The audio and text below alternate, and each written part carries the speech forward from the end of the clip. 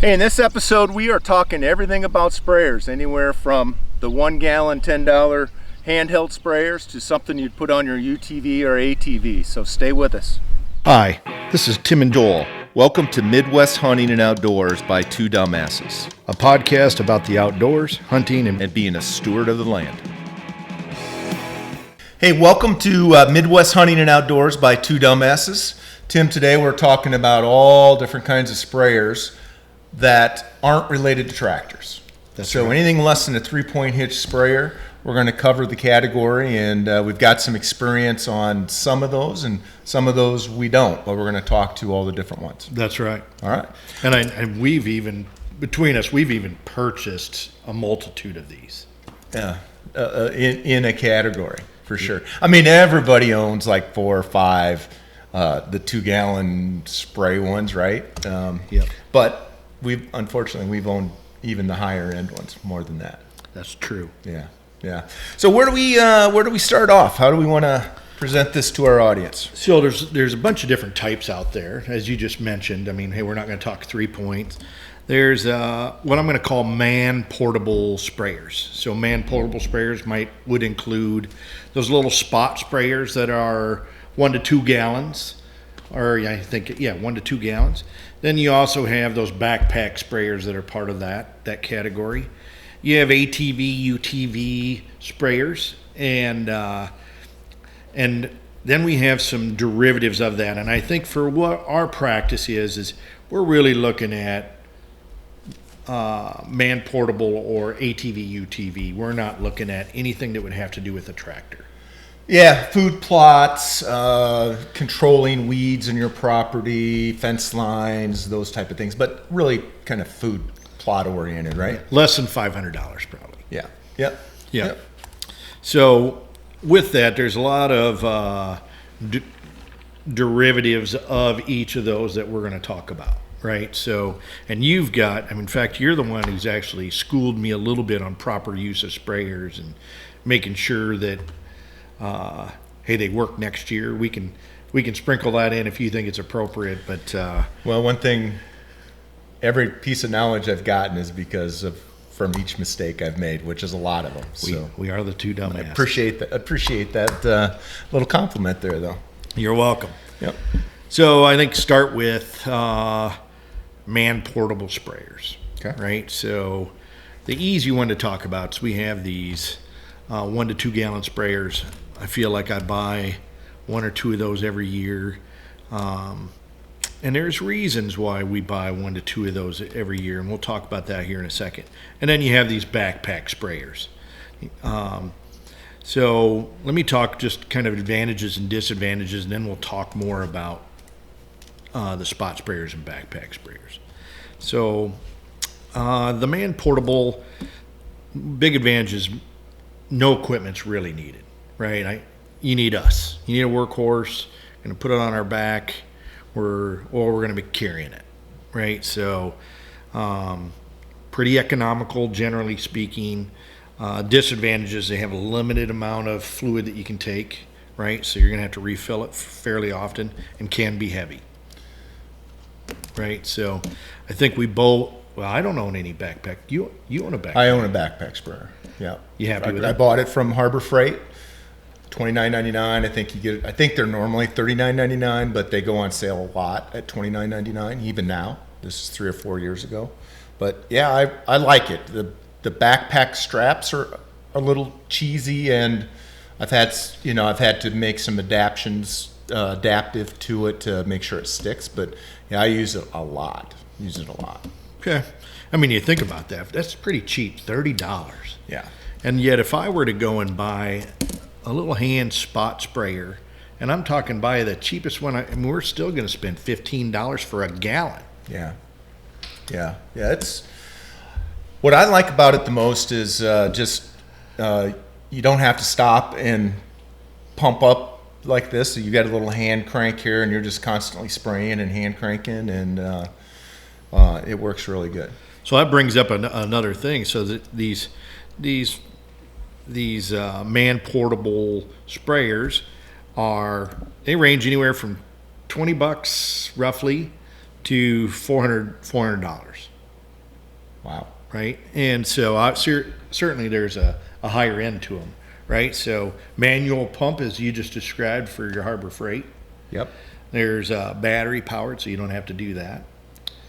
Which I've never used or seen, but boy, I could see, especially if you could get it for your, like your Milwaukee and my Delta, the batteries that you use for your That'd be grills really and stuff. slick. That'd be kind of a nice little, maybe if they're watching, they might throw us a bone here. That's a really good idea. It's a really good idea. And then they also have battery power, or excuse me, not battery power, but gas powered. Which I've never heard of. So I mean, I'm thinking those are pretty high end, and you must be using them. You're using them every day. And somewhat specialized and professional kind of stuff, right? But when I hear that, all I'm thinking about is weight. I mean, oh my gosh. I mean, yeah, gas powered's going to be pretty heavy. Battery powered, less so. But wow, Yeah. Have you ever heard of a gas? I've Or seen one? never seen one. Yeah. But in my research, I saw them. I mean, Yeah. they exist. DeWalt seems to be pretty proud of them. Oh, okay. A DeWalt gas powered one. Yep. Okay. Well, we'll include, with all of these, we're going to, as you've already seen in this, we'll include snapshot pictures of these and examples. So it'll be interesting to see what that looks like. Yeah. So moving on to our next kind, and is really ATV, UTV based sprayers. So nice thing about them, they're medium capacity. They can be either used in the back of your ATV or UTV, strap them down. They can be a tow behind. I've seen some that have like little special trailers that they attach to, but tow behinds I've seen a lot as well as in the back of your ATV. Great for food plots, has more capacity as we mentioned, and they can be either boom or boomless, right? So we'll talk more about that here in a second. So clear advantages is capacity increase, flexible for small jobs. Most of the times I see them, they have like a little wand, so you can use them as like a spot sprayer. Plus, you can use them for with just spraying out the back of your vehicle. And the boomless ones are a little cheaper due to, hey, you're only dealing with one sprayer. You're not dealing with all the material for creating a boom. So disadvantages. So I'm going to go back to that boomless. The disadvantages of a boomless, you may not have a uniform spray going across. I'm just going to stop there. Not big enough for large scale. So if you get outside of a 1 or 2 acre plot, you're going to probably be filling this fairly frequently. I mean, is it fair to say on a boomless one, which I have, but the one you have technically has a boom on it, right? Yep. A little shorter, but it still has boom. I would say I test it every year. I just run water through it and say, okay, what's the spray width on it? But I think mine's like 12 foot, and I consider that probably about average. It's pretty good. Yeah. And I'm okay with that. Again, I'm 2-3 acres of food plots, and some of it's in the woods, so it's tight, and I don't want to wrap the boom around a tree or anything like that. But a boom probably gets you out to maybe 20. I don't know. I have to go double check. Okay. So I actually have a Northern Tool boomed sprayer. I believe it's a 30 gallon sprayer. We'll more talk about that later. Okay. But you bring up another thing that I hadn't thought about as we were thinking about this is how are you going to use it? What's important? I think that's super duper important regardless of whatever we're talking about here is what's the intention of your use. So for yours, I mean, you have fields plus you have some, I don't even know what you call them, remote food plots. I call them kill plots because they're not wide open. There's trees, but we try to get as much sunshine through the trees as we can. See that episode actually right up here on TSI, but we try to get as much sunshine to the ground and create some food and some browse there.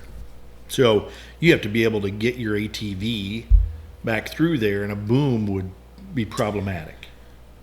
Again, I'm afraid I would. I kind of struggle when I only had my disc and not my tiller, that even just that little extra 6 inches to a foot outside my wheelbase on my tractor, I was hitting trees with my disc, which is a problem. So I know I would wrap that boom around a tree. And it's not going to take long to bust them. I mean, they're not made for that. Yep. So, I don't remember if I said this, so I apologize if I'm being redundant here, but these things typically aren't big enough for large scale outside that 1 to 2 acres. I think I did say that. They may come with the wands we talk about, but there's some other things to consider, right? So we talked about that boom or boomless. They also have them, those that will sit right inside the bed of your ATV, or you can strap on the end of your ATV. But they also have these things called these tow behinds, which is what mine is.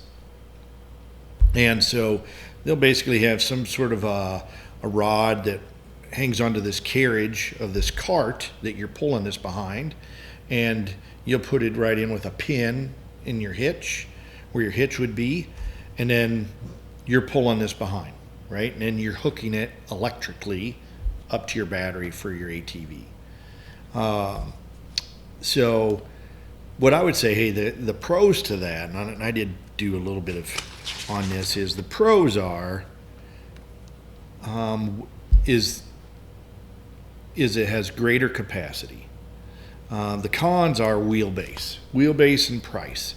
So I believe mine's like $450. I did a lot of research before I bought it, but the wheelbase is a problem. So if you're thinking about, again, how you plan on using this, and you think about if you've disked up or you've tilled your ground, you're going to have some clumps, etc. And as you sit and pull that through, it's going to create problems, because generally speaking, these wheel sizes are so small that they're not meant to adapt to the terrain. My guess is too, when you turn, Tim, in conjunction with the unlevel ground, be that a hill or tilling, that turning becomes an issue. Yeah, so I'm glad you brought that up. So I had mine full 30 gallons. So imagine you got this cart and the tank's up above, right? So now I'm top heavy, and I was pulling it down into my field plot, and it rolled. Bent the hitch section, so certainly created some problems. We have a solution on how we're going to deal with that. We're going to talk about that later. It's 250 pounds, roughly for 30 gallons, and I could see where that. So you're not a fan, from a personal standpoint, you're not a fan of the pull behinds. No, and I think if you are going to have a pull behind, you're going to want to have big wheels, inflated wheels with some suspension, and then as wide a wheelbase as you can get. Absolutely, and it's probably going to cost you some money to find that. Okay, just a heads up there. Yeah. So with that, and the other thing with a tow behind is hey, and now I have to have a wire harness. It's got to go from all the way back here to my battery, and which is another opportunity when you brought up about turning, is it's another thing to fail, whether it be coming apart or pulling off your unit, etc. Just something you don't want to have to deal with. So, not a fan of tow behinds. Pros and cons. Yep. Pros and cons. Plus, if you have flat ground, certainly it would be better than the situation we have. We have a lot of hills where we live. I think that would be a key thing to consider when you're thinking about purchasing a sprayer. Yep. So some considerations, and these are across most of these sprayers that we mentioned, is pump pressure capacity. How many gallons per minute is that pump rated for to pump out? And I think you're going to see it all over the board. I think somewhere in the neighborhood of like 2 gallons is what you're looking for per minute, so that you can get good application, so that you don't have to keep going over your ground. You want to make sure that those pumps are adjustable in pressure. So hey, if something's not working just right, or the viscosity of whatever I'm trying to pump, I can alter that pump pressure. And then field of spray. What's the width of spray? As Joel mentioned, he's got 10, 12 feet off his single boomless sprayer. How far am I spraying out so that I get that uniform coating? Couple things. So like on backpacks. So there's a ton of backpacks out there. So some of them I saw out there are very box-like, and then I saw some that had some contours to, like to your back. And from what I've found out is if you're going to be purchasing something, find something that's as contoured the best you can. Is yours contoured? It's pretty comfortable. I think it's pretty comfortable now. I would also tell you that I try not to fill it, to 5 gallons. I try to keep it to 3 or 3.5. But it's pretty comfortable. Okay. Believe it or not. So, I mean, the other thing is straps, right, on these backpacks is what I've heard is hey, you've got shoulder straps, you got chest straps, you got waist straps, I mean, all kinds of straps. I think that would be again, I've got one backpack, it's the only one I've had, it's fairly cheap, right? But I think that would be the key criteria to look at when you're looking for a backpack sprayer is the functionality of the straps, the connectivity of the straps, and then how are they fastened to the tank? Does that look sturdy, and are they going to break or whatever? Because that's where I've had issues with mine. Good point. Yeah. So another thing as you start to think about buying a sprayer is what are the nozzles made out of? Probably the most important thing is your pump. The next most important thing is probably your spray nozzles. And so you'll go through and you'll see a lot of these spray nozzles are basically plastic fittings. Certainly cheaper, but they're probably more apt to fail. Hence our spot sprayers of 1 to 2 gallons that we buy every year. Then you have stuff that are made out of nickel, copper, and brass. A lot more robustness and going to probably give you more problem-free operation, easy to clean, etc. Then they're not going to degrade. So if you're looking for something that you're going to buy and you want it to last you, I would certainly look for something with one of those types of materials. The one thing I would add between those two pieces, Tim, would be between the nozzle and the pump, there should be some type of filter system in there. And so one, make sure that there is some type of filter system in that sprayer you're considering, and then be knowledgeable on what that looks like and then how to maintain it. Because that keeps, the intent of that screen and filter is to keep gunk from plugging up the nozzle. We should probably, and I know this is a little bit out of the realm of what we were going to talk about, but let's talk about, all right, I've used my sprayer. How do I keep it operating effectively? And I think you've kind of developed some best practices. Yeah, so I started off, well, one, you want to clean it. You really want to clean it after every use, but for sure, you want to do a deep clean at the end of the year before you put these things away for the season. And for us, it's winter, right? Yep. So to do that deep clean, they sell a powder, neutralizer is what they call it, that you mix up, follow the directions, but let's say it's a tablespoon per gallon. You mix this up and then you run it through your sprayer and it neutralizes the chemicals that you've been using in it and cleans it out and whatnot.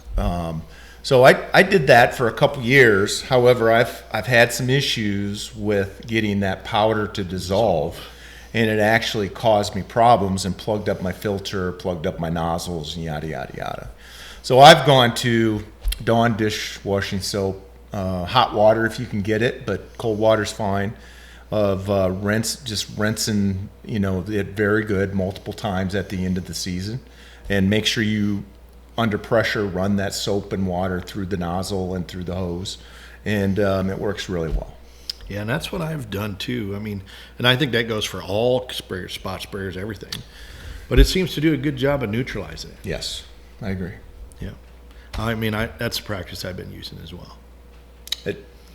Once you have the problem of plug nozzle, because it always happens when the tank's half full or even fuller, And once you have that problem, you don't ever want to have to deal with that again. Yeah, the last thing you want to do to work on a sprayer is when it's half full of chemical. Glyphosate or whatever, and you're just... I don't want to mess with it anyway. Take our advice. Yep. Yeah. Well, I mean, that pretty much wraps up what I had for sprayers. And if I was going to give you my recommendation, what I would tell you, my recommendation is going to be either fit in the back of a box of your ATV or UTV. That's the sprayer you want. Versus a tow. And then backpack or handheld? backpack. Backpack, I think there's as cheap as the handhelds are, I think you're gonna find that you're gonna have one or two of these little handheld sprayers around all the time, and then you're gonna have a backpack one that you're gonna keep around and spend some time with and use more often. Yep. And then for your food plots in bigger areas, you're gonna have either the tow behind or the in the box type sprayer. Yeah. Don't you think? I agree. Yeah. So I think I mentioned that we were going to come back to the Northern Tool, the Northern Tool sprayer that I have that's a tow behind. Joel and I are going to do a retrofit on it, and I have too much money invested in it. I wouldn't feel good selling it to somebody. So I'm going to retrofit it, and stay tuned for a future episode on what that looks like. Yeah. We'll make sure we include that. But Tim, great job. First of all, great job on doing the research here. Anything we missed or any final? I don't believe so. I think I captured everything between what we've owned and what we've used, and what we use them for is herbicides primarily, and occasionally, I know it's just Mostly herbicides. Yeah. I just say, do I use it for water? And we go, nope. Yeah. No, I mean, I've seen, especially the backpack sprayers, when we've done controlled burns, or people are doing controlled burns. I've seen people use the backpack sprayers for the controlled burns. It's amazing, that little spray, how much fire it will put out to control the edges of it. And then, I've personally used those little sprayers to apply deck stain and things like that. That's why I go through them, because you can't clean that stuff out after you use them, right? So there's they save a lot of time and a lot of work, and it's not worth cleaning, and you just recycle them and pitch them. Yep. But yeah, good. What else you got? That's it, pal. All right, nice job. Thank you. Nice job. Folks, any comments? We'd love to hear your comments, or if you have anything to add to this episode, please put it in the comments down below. But until next time, be safe, have fun, and get outdoors. Thanks for listening or watching our show. We have some exciting topics and guests coming up. We ask that you subscribe to our channel on YouTube and follow us on Twitter, Instagram, and Facebook. We look forward to hearing your suggestions for topics, Questions, and comments. This is Two Dumbasses signing off. Until next time, be safe, have fun, and get outdoors.